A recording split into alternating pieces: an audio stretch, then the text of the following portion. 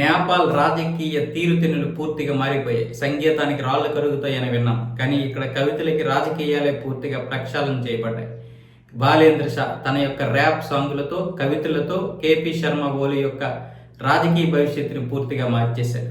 ఇంకా నేపాల్ రాజకీయ జీవితాన్నే మార్చేశాడు. మన జనజాతి యువత ఏదైతే నిరసనలు చేపట్టి కేపీ శర్మ ఓలీని బయటికి పంపించేశారో, ఆ తర్వాత జరిగినటువంటి మార్చి 5 ఎన్నికల్లో ఇప్పుడు బాలేంద్ర షానే అక్కడ 107 స్థానాల్లో కైవసం చేసుకున్నాడు. ఈయన పోటీ చేసినటువంటి రాష్ట్రీయ స్వతంత్ర పార్టీ 107 స్థానాలతో పాటు అలాగే దామాషా పద్ధతిలో ఎన్నికలు జరిగాయి కదా, ఆ ఎన్నికల నుంచి కూడా మరికొన్ని సీట్లు అయితే వచ్చే అవకాశాలు ఉన్నాయి.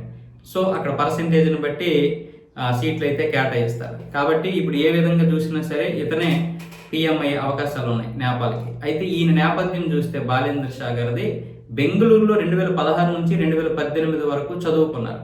ఇక్కడ నిట్టే మీనాక్షి ఇంజనీరింగ్ కళాశాలలో స్ట్రక్చరల్ ఇంజనీరింగ్లో ఎంటెక్ పూర్తి చేశారంట. ఇలాంటి నేపథ్యం ఉన్నటువంటి ఈయన అక్కడ నేపాల్ యొక్క రాజకీయాన్ని మార్చేశారు. సో ఎవరైనా సరే ఏదైనా సరే చేయొచ్చు, సాధించవచ్చు, పట్టుదల ఉండాలి.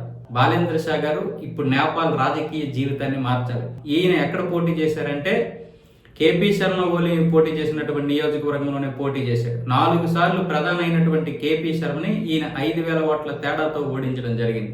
5,000కి 200 ఎంతో తక్కువలేండి, కానీ మొత్తానికి ఆయన్ని ఓడించి, అంటే అటువే ప్రభుత్వాన్ని పడగొట్టాడు తన రచనలతో, ఇక్కడ నియోజకవర్గంలో వ్యక్తిగతంగా కూడా ఓడించాడు. అది బాలేంద్ర షా యొక్క చరిత్ర. ఏదైనా సరే నేపాల్కి గత రోజులు పోవాలి, మళ్ళీ కొత్త రోజులు రావాలి, మళ్ళీ మంచి రోజులు వచ్చి ఇకనైనా సరే మనతో కలిసి పాటుగా మంచిగా పరిపాలించుకుంటే మంచిది. మనతో పాటు అంటే భారతదేశంతో కలిసి ఉండమని కాదు, సిద్ధాంతాలకు వ్యతిరేకంగా మారకుండా ఉండడం.